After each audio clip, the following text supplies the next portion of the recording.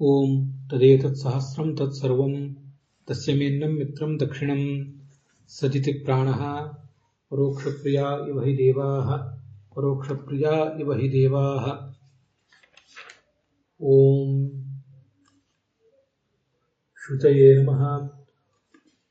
ಓಂ ಇಂದ್ರಾಕವಾಭಿರೂತಿ ಸಖಾ ವಿಶ್ವಾಯುರವಿತಾ ವೃಧೇ ಭೂಃ ಸ್ವಾರ್ಷತಾ ಯದ್ಭಯಾಮಸಿ ತ್ವಾ ಯುಧ್ಯಂತೋ ನೇಮಧಿತಾ ಪೃತ್ಸು.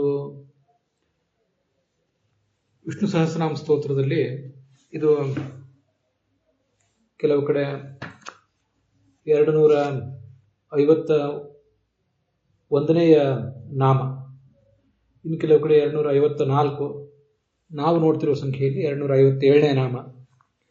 ಇದಕ್ಕೆ ಹೊಂದಿಕೊಂಡಂತೆ ಬೃಹತಿ ಮಂತ್ರ ಏನಿದೆ ಅದಕ್ಕೆ ಮೂಲವಾದ ಋಗ್ವೇದದ ಮಂತ್ರದ ಅರ್ಥವನ್ನು ಕೂಡ ನಾವು ಈಗಾಗಲೇ ನೋಡಿ ಮುಗಿಸಿದ್ದೀವಿ, ಸಾಯಣಾಚಾರ್ಯ ಹೇಳುವಂತೆ. ಮತ್ತೆ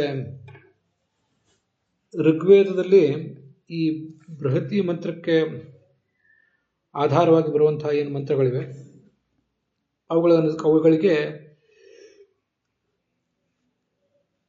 ಭಗವಂತಾಚಾರ್ಯ ಹೇಳಿದ ಅರ್ಥಗಳನ್ನು ಕೂಡ ನೋಡಿದ್ದೇವೆ. ಸಂಪಾದಿತವಾದ ಬೃಹತಿ ಮಂತ್ರಕ್ಕೆ ರಘುನಾಥ ಸ್ವಾಮಿ ಹೇಳಿದ ಅರ್ಥಗಳನ್ನು ಕೂಡ ನೋಡಿದ್ದೇವೆ. ಕೊನೆಗೆ ನನ್ನ ಅನ್ವಯಾರ್ಥ ನೋಡಿ ಮುಗಿಸಿದ್ದೇವೆ. ಅಲ್ಲಿ ಇನ್ನು ಮುಂದೆ ನಾವು ನೋಡಬೇಕಾಗಿರುವುದು ಅದರ ಭಾವಾರ್ಥ. ಮತ್ತೊಂದು ಬಾರಿ ಅನ್ವಯಾರ್ಥವನ್ನು ಗಮನಿಸಿ, ನಾಮ ಶುಚಿ ಅನ್ನುವ ನಾಮಕ್ಕೂ ಈ ಬೃಹತಿ ಮಂತ್ರಕ್ಕೂ ಇರುವ ಸಂಬಂಧವನ್ನು ಮತ್ತೊಂದು ಬಾರಿ ಗಮನಿಸಿ ಈ ಭಾವಾರ್ಥವನ್ನು ನೋಡೋಣ. ಪರಮೇಶ್ವರನೇ ಅಂತ, ಇಂದ್ರ ಅಂತ ಪರಮೇಶ್ವರನಿಗೆ ಸಂಬೋಧನೆ. ಯುದ್ಧದಲ್ಲಿ ಅಂದರೆ ಜೀವನ ಎಂಬ ಯುದ್ಧದಲ್ಲಿ ನಮಗೆ ಅನ್ನ ದೊರೆಯುತ್ತದೆ. ಜೀವನವೆಂಬ ಯುದ್ಧದಲ್ಲಿ ನಾವು ಪೂರ್ಣವಾಗಿ ಪಾಲ್ಗೊಂಡಾಗ ಮಾತ್ರ ನಮಗೆ ಅನ್ನ ದೊರೆಯುವುದು ಸಾಧ್ಯ. ಅದರ ಅರ್ಥವನ್ನು ನಾನು ಭಾವಾರ್ಥವನ್ನು ಹೇಳುವಾಗ ಹೇಳ್ತೇನೆ. ಅಂಥ ಯುದ್ಧದಲ್ಲಿ ನಾವೀಗ ಪಾಲ್ಗೊಂಡಿದ್ದೇವೆ. ನಮಗೆ ರಕ್ಷಕನಾಗಿ ನೀನು ಕೂಡ ಬರಬೇಕು. ನಮಗೆ ಅನ್ನ ಪ್ರಾಪ್ತಿಯಾಗಬೇಕು, ಹಾಗೆ ಸುಖ ಪ್ರಾಪ್ತಿಯಾಗಬೇಕು. ಅದಕ್ಕಾಗಿ ನಾವು ಇಲ್ಲಿ ಪಾಲ್ಗೊಂಡಿದ್ದೇವೆ ಮತ್ತು ನಿನ್ನನ್ನು ಅಲ್ಲಿ ಹೊಯಾಮಸಿ ಕರಿತಾ ಇದ್ದೇವೆ. ತತ್ ತೇನ ಕಾರಣೇನ, ಯಾವ ಕಾರಣದಿಂದ ಕರೆದಿದ್ದೇವೋ ತತ್ ತೇನ ಕಾರಣದಿಂದ ವಿಶ್ವಾಯು ಸಖ, ಅನಂತನಾದ ಗೆಳೆಯನಾಗಿ ನೀನು ನಮ್ಮ ಬಳಿಗೆ ಬರಬೇಕು ಮತ್ತು ನಮ್ಮೆಲ್ಲರನ್ನು ನೀನು ರಕ್ಷಿಸಬೇಕು. ಹೇಗೆ? ಅಕವಾಭಿಹಿ ಊತಿಭಿಹಿ ಅಗಮ್ಯಾಭಿಹಿ. ಅಕವಾಭಿಹಿ ಅಂದರೆ ಅಗಮ್ಯಾಭಿಹಿ, ಇನ್ಯಾರಿಗೂ ಅದು ಸಿಗದಂಥದ್ದು. ಅಂಥ ಶಕ್ತಿಗಳ ಮೂಲಕ ಅಥವಾ ಆಯುಧಗಳ ಮೂಲಕ ನೀನು ನಮ್ಮನ್ನು ರಕ್ಷಿಸಬೇಕು. ನಮ್ಮ ವೃದ್ಧೆ ಅಂದರೆ ವರ್ಧನಾಯ, ನಮ್ಮ ಅಭಿವೃದ್ಧಿಗೆ ನೀನು ಯಾವತ್ತೂ ಬೆಂಗಾವಲಾಗಿ ನಿಲ್ಲಬೇಕು. ಅದು ಅದರ ತಾತ್ಪರ್ಯ.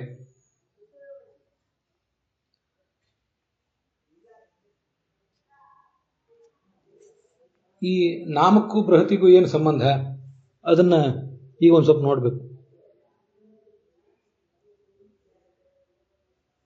ಶುಚಿಹಿ ಅನ್ನುವುದಕ್ಕೆ ಅನೇಕ ಅರ್ಥಗಳಿರೋದನ್ನು ನೋಡಿದ್ದೇವೆ. ದುಷ್ಟರಿಗೆ ಶೋಕವನ್ನು ತಂದೊಡ್ಡುವವನು ಅಂತ ಒಂದು ಅರ್ಥ ನೋಡಿದ್ದೇವೆ. ಅಥವಾ ತನ್ನ ಭಕ್ತರಾದವರಿಗೆ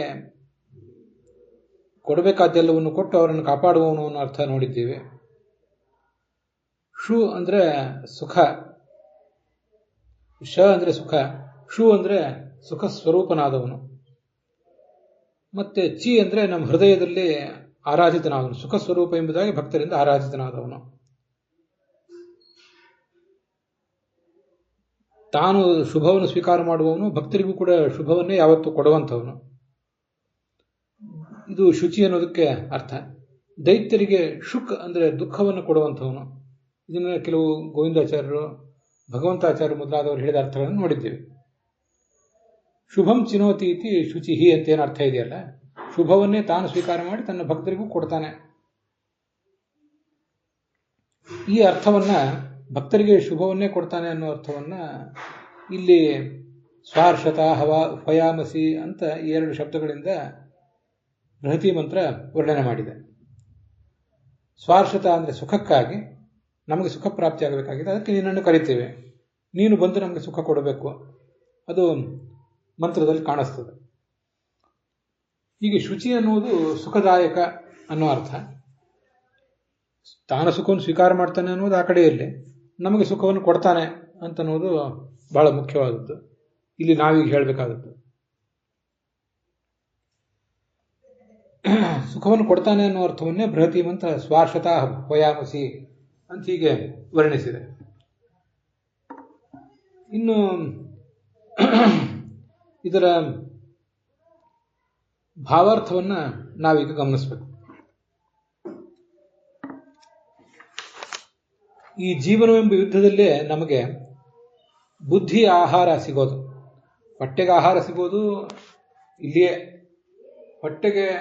ಹೊಟ್ಟೆಪಾಡಿಗಾಗಿ ನಾವೇನಾದರೂ ಕೆಲಸಗಳನ್ನು ಮಾಡಬೇಕು ಅಂತಂದ್ರೆ ಅದನ್ನು ಕೂಡ ಈ ಜೀವನವೆಂಬ ಯುದ್ಧದಲ್ಲಿಯೇ ಮಾಡಬೇಕು. ಹಾಗೆ ಹೋರಾಟ ಮಾಡಿದರೆ ಮನುಷ್ಯನಿಗೆ ಹೊಟ್ಟೆಗೆ ಬಟ್ಟೆಗೆ ಆದೀತು. ಹಾಗೆ ಅವನ ಬುದ್ಧಿಗೂ ಕೂಡ ಜೀವನವೆಂಬ ಯುದ್ಧದಲ್ಲಿ ಹೋರಾಟ ಮಾಡಿದಾಗಲೇ ಆಗೋದು.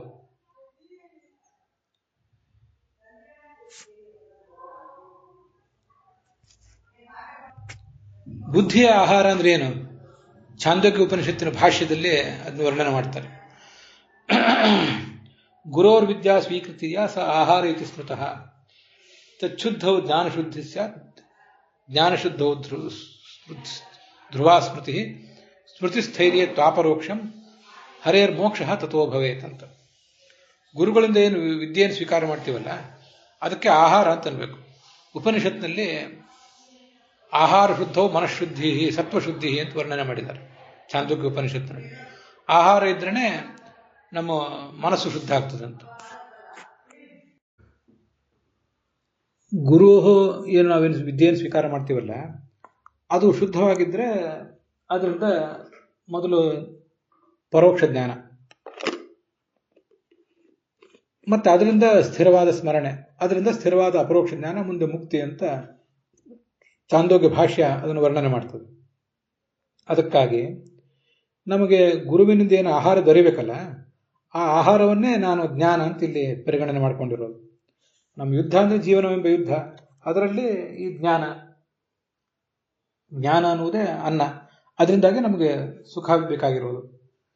ಇಂಥ ಯುದ್ಧದಲ್ಲಿ ಶಾಶ್ವತವಾದ ಸುಖ ಪ್ರಾಪ್ತಿಗಾಗಿ ನಾವು ಈಗ ತೊಡಗಿದ್ದೇವೆ, ಯುದ್ಧಕ್ಕೆ ತೊಡಗಿದ್ದೇವೆ. ಭಗವಂತನೇ ನೀನು ನಮ್ಮ ಅನಾದಿ ಕಾಲದ ಗೆಳೆಯನಾಗಿದ್ದಿ, ವಿಶ್ವಾಯು ಸಖ ಅಂತ ಅದನ್ನೇ ಹೇಳಿರೋದು. ಗೆಳೆಯನಾದ ನಿನ್ನನ್ನ ನಾವು ಈ ಜೀವನ ಯುದ್ಧದಲ್ಲಿ ಸಹಾಯ ಮಾಡುವುದಕ್ಕಾಗಿ ಕರಿತೇವೆ. ನೀನು ಬಂದು ಬೇರೆ ಯಾರಲ್ಲೂ ಕಾಣದೇ ಇರುವಂತಹ ಒಂದು ಅಸಾಧಾರಣ ಶಕ್ತಿ ನಿನ್ನದೇನಿದೆಯಲ್ಲ, ಅಥವಾ ನಿನ್ನ ಆಯುಧಗಳು, ಶಂಖ ಚಕ್ರ ಗದಾ ಪದ್ಮ ಇತ್ಯಾದಿ ಆಯುಧಗಳು, ಆ ಆಯುಧಗಳಿಂದ ನಮ್ಮನ್ನು ನೀನು ಯಾವತ್ತೂ ಕಾಪಾಡಬೇಕು. ನನಗೆ ಹರಿವಂಶದಲ್ಲಿ ಬಂದಿರೋ ಒಂದು ಮಾತು ನೆನಪಿಗೆ ಬರ್ತದೆ. ಶಂಖಂ ಚಕ್ರಂ ಗದಾಂ ಪದ್ಮಂ ಶಾಂಗಂ ಗರುಡಮೇವಚ ಪ್ರಸಾದಯಾಮಿ ಶಿರಸ ತೇ ಬಂಧಾನ್ ಮೋಕ್ಷಯಂತು ಮಾಂ ಅಂತ. ಶಂಖ ಚಕ್ರ ಗದ ಪದ್ಮ ಶಾಂಗ ಅಂದರೆ ಧನುಸ್ಸು, ಭಗವಂತನ ಗರುಡ, ಇವೆಲ್ಲವನ್ನೂ ನಾನು ಧ್ಯಾನ ಮಾಡ್ತೇನೆ, ನನ್ನ ತಲೆಬಾಗಿ ನಮಸ್ಕಾರ ಮಾಡ್ತೇನೆ. ತೇ ಬಂಧಾನ್ ಮೋಕ್ಷಯಂತು ಮಾಂ, ಈ ಬಂಧನದಿಂದ ನನ್ನನ್ನು ಅವರು ಬಿಡುಗಡೆ ಮಾಡಲಿ ಅಂತ ಹೀಗೆ ಅಲ್ಲಿ ಹರಿವಂಶದಲ್ಲಿ ಬರುವಂಥ ಒಂದು ಸ್ತೋತ್ರ. ಇವೇ ಶಕ್ತಿಗಳು, ಭಗವಂತನ ಶಕ್ತಿಗಳು ಅಥವಾ ಆಯುಧಗಳು, ಅವನ್ನೇ ಊತಿಗಳು ಅಂತ ಹೇಳಿರೋದು.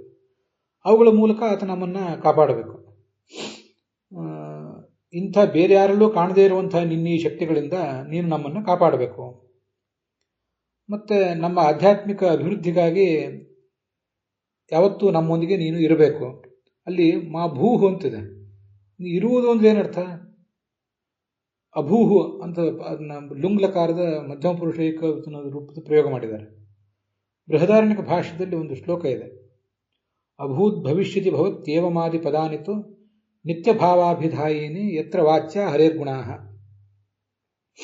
ಅಭೂತ್ ಭವಿಷ್ಯತಿ ಭವತಿ ಅಂತ ಹೀಗೆ ನೀವು ಭೂತ ಕಾಲದ ಕ್ರಿಯಾಪದ ಪ್ರಯೋಗ ಮಾಡಿ, ಅಥವಾ ಭವಿಷ್ಯತ್ ಕಾಲದ ಕ್ರಿಯಾಪದ ಪ್ರಯೋಗ ಮಾಡಿ, ಅಥವಾ ವರ್ತಮಾನ ಕಾಲದ ಕ್ರಿಯಾಪದ ಪ್ರಯೋಗ ಮಾಡಿ, ಯಾವುದನ್ನೇ ಮಾಡಿದರೂ ಕೂಡ ನಿತ್ಯ ಭಾವಾಭಿಧಾಯಿನಿ, ಅವೆಲ್ಲ ಭಗವಂತನ ಗುಣಗಳನ್ನು ಹೇಳುವುದಾದರೆ, ಅಭೂತ್ ಅಂದರೆ ಇತ್ತು, ಈಗ ಇದೆ, ಮುಂದೆ ಇರ್ತದಂತಲೇ ಅರ್ಥ.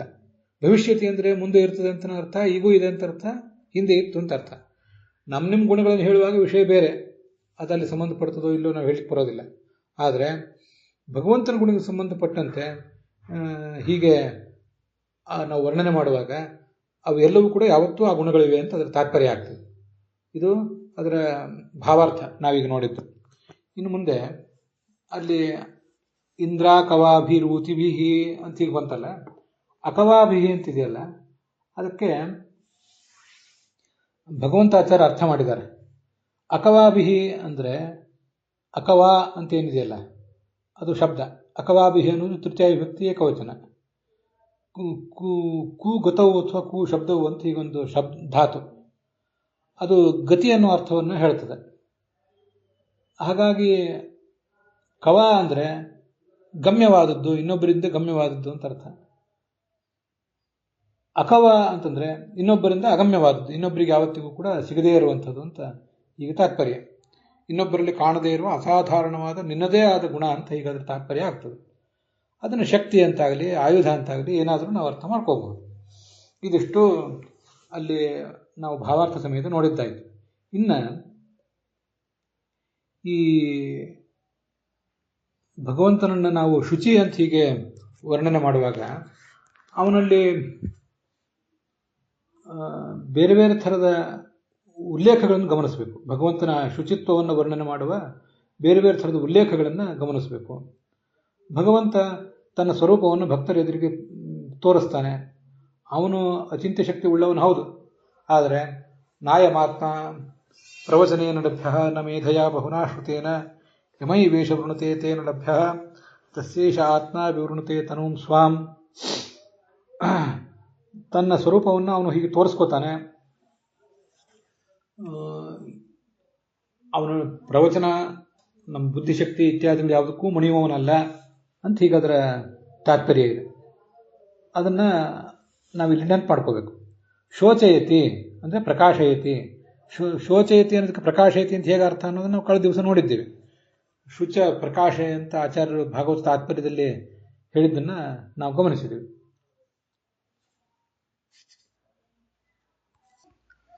ಅಥೋನಂತೇನ ತಥಾಹಿ ಲಿಂಗಂ ಅಂತ ಬ್ರಹ್ಮಸೂತ್ರ ಒಂದಿದೆ, 3ನೇ ಅಧ್ಯಾಯದ 2ನೇ ಪಾದದ 27ನೇ ಸೂತ್ರ. ಅಲ್ಲಿ ತತ್ಪ್ರಸಾದಾದೇವ ಪ್ರಕಾಶೋ ಭವತಿ ಅಂತ ಆಚಾರ್ಯರ ಭಾಷ್ಯ. ಭಗವಂತನ ಅನುಗ್ರಹದಿಂದ ನಮಗೆ ಜ್ಞಾನ ದೊರೆತಿದೆ ಹೊರತು ಮತ್ಯಾವುದೂ ಅಲ್ಲ. ತಸ್ಯಾಭಿಧ್ಯಾನಾದ್ಯೋಜನಾತ್ ತತ್ವಭಾವಾತ್ ಭೂಯಶ್ಚಾಂತೆ ವಿಶ್ವಮಾಯಾ ನಿವೃತ್ತಿ ಅಂತ ಹೀಗೆ ಒಂದು ಉಲ್ಲೇಖವನ್ನು ಅಲ್ಲಿ ಮಾಡ್ತಾರೆ. ಈ ವಿಶ್ವದ ಮಾಯಾ ನಿವೃತ್ತ ಆಗುವುದು ಯಾವಾಗ? ತಸ್ಯ ಅಭಿಧ್ಯಾನಾತ್, ಆ ಭಗವಂತನ ನಾಮಸ್ಮರಣೆಯಿಂದ ಅದಾಗ್ತದೆ ಅಂತ ಹೀಗೆ ಅದ್ರ ಬಗ್ಗೆ ಅಲ್ಲಿ ವರ್ಣನೆ ಮಾಡಿದ್ದಾರೆ. ಶೋಚಯತಿ ಅಂದರೆ ವೇದವ್ಯಾಸ ಹಯಗ್ರೀವ ಇತ್ಯಾದಿ ರೂಪದಿಂದ ಅವನು ಪ್ರಾದುರ್ಭವಿಸಿ ತನ್ನ ಜ್ಞಾನವನ್ನು ಎಲ್ಲ ಕಡೆ ಪ್ರಸಾರ ಮಾಡ್ತಾನೆ. ಸೂರ್ಯ ಚಂದ್ರರಲ್ಲಿದ್ದು ಜಗದ್ಭಾಸಯತಿ ಯದಾದಿತ್ಯಗತಂ ತೇಜ ಜಗದ್ಭಾಸಯತೆ ಕಿರಂ ಯಚ್ಚಂದ್ರಮಸಿ ಯತ್ಯಾಗ್ನೌ ತತ್ತೇಜೋ ವಿದ್ಧಿಮಾಮಕಂ ಅಂತ ಹೀಗೆಲ್ಲ ಹೇಳ್ತಾರೆ. ಸೂರ್ಯನಲ್ಲಿದ್ದು ಚಂದ್ರನಲ್ಲಿದ್ದು ಆ ಬೆಳದಿಂಗಳನ್ನು ಕೊಡುವವನು ಅವನೇ ಅಂತ ಹೀಗನ್ನ ವರ್ಣನೆ ಮಾಡಿದ್ದಾರೆ.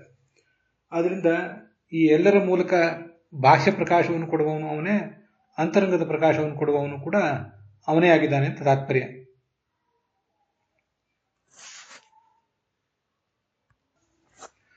ಭಾಗವತದಲ್ಲೇ 1ನೇ ಅಧ್ಯಾಯ ನಾವೀಗಾಗಲೇ ಹಿಂದೆ ನೋಡಿದ 1ನೇ ಸ್ಕಂದದ 5ನೇ ಅಧ್ಯಾಯದಲ್ಲಿ 4ನೇ ಶ್ಲೋಕದಲ್ಲಿ ಅವನು ಕೆಲವು ಕಡೆ ತನ್ನ ದುಃಖವನ್ನು ತೋರಿಸ್ಕೋತಾನಂತ, ದುಃಖಿತ ಆಗಿರುವಂತೆ. ವಸ್ತುತಃ ಅವನಿಗೆ ದುಃಖ ಇಲ್ಲ. ವ್ಯಾಸಾದ ರೂಪದಿಂದ ರಾಮಾದ ರೂಪದಿಂದ ತನಗೆ ದುಃಖ ಆಗಿರುವಂತೆ ಅವನು ತೋರಿಸ್ಕೊಳ್ತಾನೆ. ಶಾಂಕರ ಭಾಷೆಗೆ ಅನುಗುಣವಾಗಿ ಶುಚಿ ಅಂದರೆ ಶುದ್ಧ ಅಂತ ಅರ್ಥ. ನಿರ್ಮಲ, ನಿರಂಜನ ಅಂತ ಹೀಗೆ ಅರ್ಥ ಹೇಳ್ತಾರೆ. ಪರಾಶರ ಭಟ್ಟರ ವ್ಯಾಖ್ಯಾನದಲ್ಲಿ ಆ ಪರಮಾತ್ಮನ ಪ್ರಕಾಶವನ್ನು ಮತ್ತಾರಿಗೂ ಸಹಿಸೋದು ಸಾಧ್ಯವಿಲ್ಲ. ಸ್ವಾನುಕೂಲ ಶುಭಾನ್ ಕುರ್ವನ್ ಸ್ವಸಂಬಂಧೇನ ತಾನ್ ಸ್ವಯಂ ಅನಾಧೇಯ ಮಹಾದೀಪ್ತಿ ಶಿಷ್ಟಕೃತ್ ಶುಚಿರಿಷ್ಯತೆ ಅಂತ ಹೀಗೆ ಅವರು ವ್ಯಾಖ್ಯಾನ ಮಾಡ್ತಾರೆ. ಆಯಾ ಭಕ್ತರಿಗೆ ಸ್ವಾನುಕೂಲ ಶುಭಾನ್ ಕುರ್ವನ್, ಈಗಾಗಲೇ ನಾವು ಅದನ್ನು ನೋಡಿದ್ದೀವಿ. ಶುಚಿ ಅಂದರೆ ಶು ಅಂದರೆ ಶುಭ ಅಂತ ಅರ್ಥ, ಚಿ ಅಂದರೆ ಚಿಂಚಯನೆ ಕೊಡುವವನು ಅಂತ ಅರ್ಥ. ಅದನ್ನೊಂದು ಅರ್ಥ ನಾವು ಈಗ ಇವತ್ತು ಮತ್ತು ಕಳೆದ ದಿವಸ ನೋಡಿದ್ದೇವೆ. ಆಯಾ ಭಕ್ತರಿಗೆ ಅವರವರಿಗೆ ಅನುಕೂಲಕರವಾದಂತಹ ಶುಭಗಳನ್ನು ಕೊಡ್ತಾನೆ. ಸ್ವಸಂಬಂಧೇನ ತಾನ್ ಸ್ವಯಂ, ತನ್ನನ್ನು ಅವನು ಅವರಿಗೆ ತೋರಿಸಿಕೊಂಡು ಅವರಿಗೆ ಪ್ರತ್ಯಕ್ಷನಾಗಿ ನಿಂತ್ಕೊಂಡು ಅವರಿಗೆ ಶುಭವನ್ನು ಕೊಡ್ತಾನೆ ಅಂತ ಅದರ ತಾತ್ಪರ್ಯ. ಅನಾಧೇಯ ಮಹಾದೀಪ್ತಿ, ಅವನ ಪ್ರಕಾಶವನ್ನು ಇನ್ಯಾರಿಗೂ ಸಹಿಸಲಿಕ್ಕೆ ಸಾಧ್ಯವಿಲ್ಲ ಅಂತ ಹೀಗೆ ಅದರ ತಾತ್ಪರ್ಯ ಆಗ್ತದೆ. ಪರಾಶರ ಭಟ್ರು ಶಿಷ್ಟಕೃತ್ ಶುಚಿಹಿ ಅಂತ ಒಂದೇ ಶಬ್ದವನ್ನು ಇಟ್ಕೊಂಡಂತೆ ಕಾಣಿಸ್ತದೆ. ಶಿಷ್ಟಕೃತ ಶುಚಿಹಿ ಅಂತ ಅನ್ನೋದು ಬೇರೆ ಬೇರೆ ಶಬ್ದ ಅಂತ ಕೆಲವರು ವ್ಯಾಖ್ಯಾನ, ಕೆಲವರು ಅದನ್ನು ಒಂದೇ ರೀತಿಯಾಗಿ ಇಟ್ಕೊಂಡಂತೆ ಕಾಣಿಸ್ತದೆ. ಪರಾಶರ ಭಟ್ಟರು ವಿಶಿಷ್ಟಾದ್ವೈತದ ಸಂಪ್ರದಾಯಕ್ಕೆ ಅನುಗುಣವಾಗಿ ಮಂತ್ರಗಳನ್ನು ವ್ಯಾಖ್ಯಾನ ಮಾಡಿದವರು. ಅವರು ಈ ಪ್ರತಿಯೊಂದು ಮಂತ್ರಕ್ಕೂ ಕೂಡ ಒಂದೊಂದು ಶ್ಲೋಕವನ್ನು, ಆ ಮಂತ್ರದ ಒಂದೊಂದು ನಾಮದ ನಿರ್ವಚನವನ್ನು ಹೇಳಿರುವಂತಹ ಶ್ಲೋಕಗಳನ್ನು ಮಾಡಿರುವುದು ತುಂಬ ಒಂದು ವಿಶಿಷ್ಟವಾದಂತಹ ಸಂಗತಿ. ಅಂಥ ಶ್ಲೋಕಗಳನ್ನ ಪ್ರತಿಯೊಂದು ಸರಿ ನಾವು ಕೂಡ ನೋಡ್ತಾ ಇದ್ದೀವಿ. ಮತ್ತೆ ಮುಂದೆ ಸತ್ಯಸಂಧ ಸ್ವಾಮಿಗಳು ಹೇಳಿದ್ದನ್ನು ಗಮನಿಸಬೇಕು. ಶುದ್ಧತ್ವಾತ್ ಶುಚಿ ಅನ್ನೋ ಅರ್ಥವನ್ನೇ ಅವರು ಹೇಳ್ತಾರೆ. ಪ್ರಾಯ ಸತ್ಯಸಂಧ ಸ್ವಾಮಿಗಳ ದೃಷ್ಟಿಯಿಂದಲೂ ಕೂಡ ಈ ಶಿಷ್ಟಕೃತ್ ಮತ್ತು ಶುಚಿ ಎಂಬುದೊಂದು ಕಂಬೈನ್ಡ್ ನಾಮ, ಜಂಟಿ ನಾಮ ಅಂತ ಅವರಿಗೆ ಆ ದೃಷ್ಟಿಯಲ್ಲಿ ಕಾಣಿಸ್ತದೆ.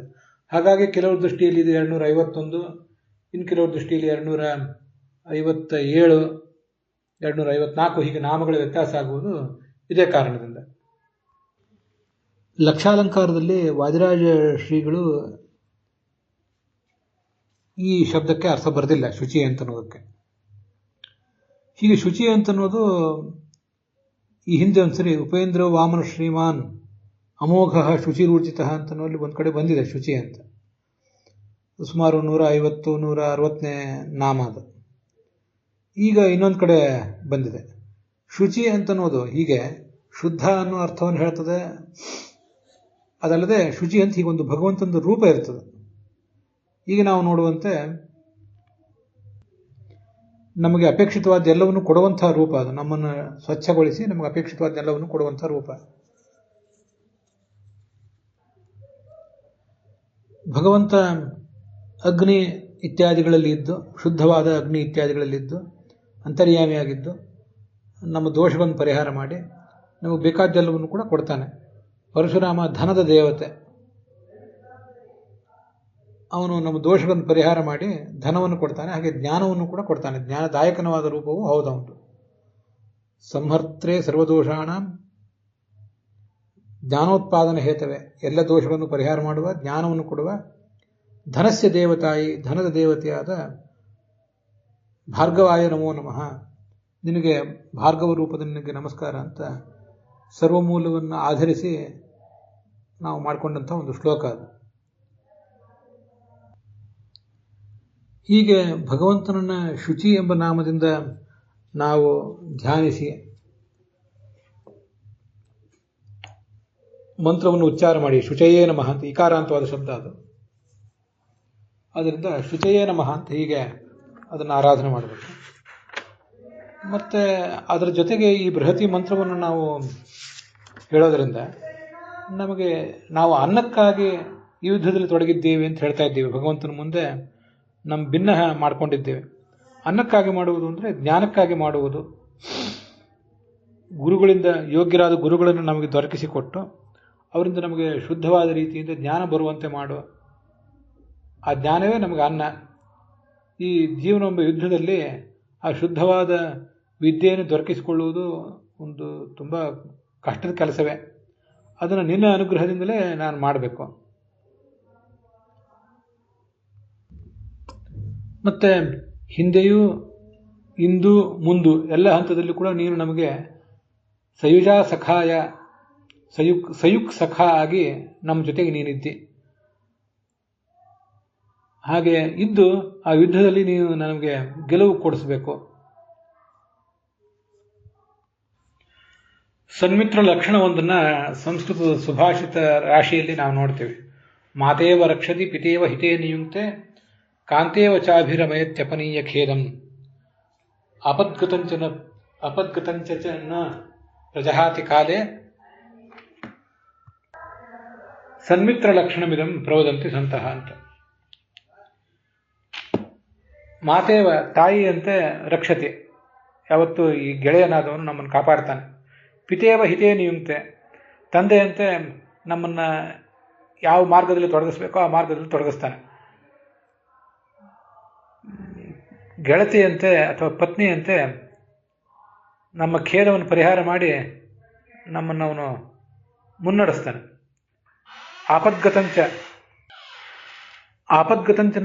ಆಪದ್ಗತಂಚ ನ ಪ್ರಚಹಾತಿ ಕಾಲೇ, ನಮಗೆ ಆಪತ್ತು ಬಂದಾಗ ನಮ್ಮ ಕೈ ಬಿಡಬಾರ್ದು. ಇದು ಸನ್ಮಿತ್ರ ಲಕ್ಷಣ ಅಂತ. ಭಗವಂತ ನಮಗೆ ತಾಯಿಯಂತೆನೂ ಹೌದು, ತಂದೆಯಂತೆ ಹೌದು, ಹೆಂಡತಿ ಅಲ್ಲ, ಆದರೆ ಗೆಳೆಯ. ಭಗವಂತ ಯಾರಿಗೂ ಹೆಂಡತಿಯೂ ಅಲ್ಲ, ಗಂಡನೂ ಅಲ್ಲ. ಲಕ್ಷ್ಮೀದೇವಿಗೆ ಮತ್ತು ಕೆಲವು ಅಪ್ಸರೆಯರಿಗೆ ಹೊರತುಪಡಿಸಿದರೆ ಅವನು ಯಾರಿಗೂ ಗಂಡ ಅಲ್ಲ, ಹೆಂಡತಿ ಅಂತೂ ಯಾರಿಗೂ ಅಲ್ಲವೇ ಅಲ್ಲ. ಸಂಸಾರ ಅನ್ನುವುದೇ ನಮಗೊಂದು ದೊಡ್ಡ ಆಪತ್ತು. ಈ ಸಂಸಾರವೆಂಬ ಆಪತ್ತಿನಲ್ಲಿ ನಾವು ಸಿಕ್ಕಿ ಬಿದ್ದಾಗ ನಮ್ಮನ್ನು ಕಾಪಾಡುವವನು ಅಂತ, ಕೈ ಬಿಡದೆ ನಮ್ಮನ್ನು ಕಾಪಾಡುವವನು, ಅದು ತಾತ್ಪರ್ಯ. ಇದು ಸನ್ಮಿತ್ರನ ಲಕ್ಷಣ. ಅವನೆಂದೂ ನಮ್ಮನ್ನು ಬಿಟ್ಟಿಲ್ಲದೆ ಇರುವುದಕ್ಕಾಗಿಯೇ ಇಂದು ಮುಂದು ಅವನು ಯಾವತ್ತೂ ನಮ್ಮ ಜೊತೆ ಇದ್ದಾನೆ, ಈಗ ಇದ್ದಾನೆ, ಮುಂದೆ ಇರ್ತಾನೆ ಅನ್ನೋ ಕಾರಣಕ್ಕಾಗಿಯೇ ನಾವೀಗ ಇಷ್ಟಾದರೂ ಇದ್ದೇವೆ. ಭವಾಯನಸ್ತ್ವಂ ಭವ ವಿಶ್ವಭಾವನ ತ್ವಮೇವ ಮಾತಾತ್ಮ ಸುಹೃತ್ ಪತಿಃ ಪಿತಾ ತ್ವಂ ಸದ್ಗುರುರ್ನಃ ಪರಮಂ ಚ ದೈವತಂ ಯಸ್ಯಾನುವೃತ್ಯ ಕೃತಿನೋ ಬಭೂವಿಮ ಅಂತ ಭಾಗವತದಲ್ಲಿ ಬರುವ ಒಂದು ಶ್ಲೋಕ. ಭವಾಯನಸ್ತ್ವಂ ಭವ ವಿಶ್ವಭಾವನ, ಜಗತ್ತೆಲ್ಲವನ್ನು ಸೃಷ್ಟಿಸಿದ ಭಗವಂತನೇ, ನೀನು ನಮಗೆ ಭವವನ್ನು ಕೊಡು. ಭವ ಅಂದರೆ ಇಲ್ಲಿ ವೃದ್ಧ ಅಂತಿದೆಯಲ್ಲ ಈ ಮಂತ್ರದಲ್ಲಿ, ಅಭಿವೃದ್ಧಿ, ಆಧ್ಯಾತ್ಮಿಕ ಅಭಿವೃದ್ಧಿ, ಅದೇ ಭವ. ತ್ವಮೇವ ಮಾತಾ, ನೀನು ನಮಗೆ ತಾಯಿ ಹೌದು. ಆತ್ಮ ಸುಹೃತ್, ನೀವು ನನಗೆ ಆತ್ಮನೂ ಹೌದು, ನನ್ನ ಅಂತರ್ಯಾಮಿ ಹೌದು. ಸುಹೃತ್, ಗೆಳೆಯ ಹೌದು. ಪತಿ, ಗಂಡ ಅಲ್ಲದೆ ಹೋದರೂ ಕೂಡ ಮಾಲೀಕ ಹೌದು. ಪಿತಾ, ತಂದೆ ಅಂತೂ ಹೌದೇ ಹೌದು. ತ್ವಂ ಸದ್ಗುರು, ನೀನೇ ನಮಗೆ ಗುರು. ಮತ್ತೆ ಪರಮಂಚ ದೈವತಂ, ಹೆದ್ದೈವವೂ ನೀನೇ. ಯಸ್ಯ ಅನುವೃತ್ಯ ಕೃತಿನೋ ಬಹುವಿಮ, ನೀನು ನಮ್ಮ ಜೊತೆಗಿದ್ದರೆ ನಿನ್ನ ಸೇವೆ ಮಾಡ್ತಾ, ನಿನ್ನನ್ನು ಅನುಸರಿಸ್ತಾ ನಾವು ನಮ್ಮ ಜೀವನದಲ್ಲಿ ಧನ್ಯರಾಗ್ತೇವೆ. ಇಲ್ಲದೆ ಹೋದರೆ ನಮ್ಮ ಜೀವನ ಬರಡಾದೀತು ಅಂತ ಭಾಗವತದ ಶ್ಲೋಕ ಹೇಳ್ತದೆ. ಮತ್ತೆ ಆ ದ್ವಾಸುಪರ್ಣ ಅನ್ನೋ ಶ್ರುತಿಯ ಮಾತನ್ನು ಕೂಡ ನಾವಿಲ್ಲಿ ನೆನಪು ಮಾಡ್ಕೋಬೇಕು. ದ್ವಾಸುಪರ್ಣ ಸಯುಜಾ ಸಖಾಯ ಸಮಾನಂ ವೃಕ್ಷಂ ಪರಿಷಸ್ವ ಜಾತೆ ತಯೋರನ್ಯ ಪಿಪ್ಪಲಂ ಸ್ವಾದ್ವತ್ತಿ ಅನಶ್ನನ್ಯೋ ಅಭಿಚಾಕಶೀತಿ. ಮುಂಡಕ ಅಥವಾ ಅಥರ್ವಣ ಉಪನಿಷತ್ತಿನ ಮಂತ್ರ ಇದು. ಜಗವೆಂಬ ಗಿಡ ಹುಟ್ಟೈತೆ, ಕೇಳ್ರಿ, ಹುಟ್ಟೈತಣ್ಣ. ಹಕ್ಕಿಗಳೆರಡು ಇದಾವೆ, 2 ಹಕ್ಕಿಗಳಿವೆ ಇಲ್ಲಿ. ದೇಹವೆಂಬ ವೃಕ್ಷ, ಅಶ್ವತ್ಥ ವೃಕ್ಷ, ಇಲ್ಲಿ 2 ಹಕ್ಕಿಗಳಿವೆ.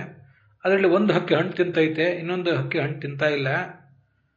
ತಿನ್ನದ ಹಕ್ಕಿ ಬಲಿತೈತೆ. ಯಾವುದು ಹಣ್ಣು ತಿಂತಾ ಇಲ್ವೋ ಹಕ್ಕಿ ಚೆನ್ನಾಗೇ ಇದೆ, ತಿನ್ನುವ ಹಕ್ಕಿ ಬಡವಾಗೈತೆ. ನಾವು ಈ ಭಗವಂತ ಎಂಬ ಇನ್ನೊಂದು ಹಕ್ಕಿಯ ಜೊತೆಗೆ, ಸುಪರ್ಣ ಅಂತ ಅಲ್ಲಿ ಬಂದಿದೆ, ಅವನ ಜೊತೆಗೂಡಿ ಇಲ್ಲಿದ್ದೇವೆ. ನಾವು ಒಂದು ಹಕ್ಕಿ, ಅವನು ಒಂದು ಹಕ್ಕಿಯೇ.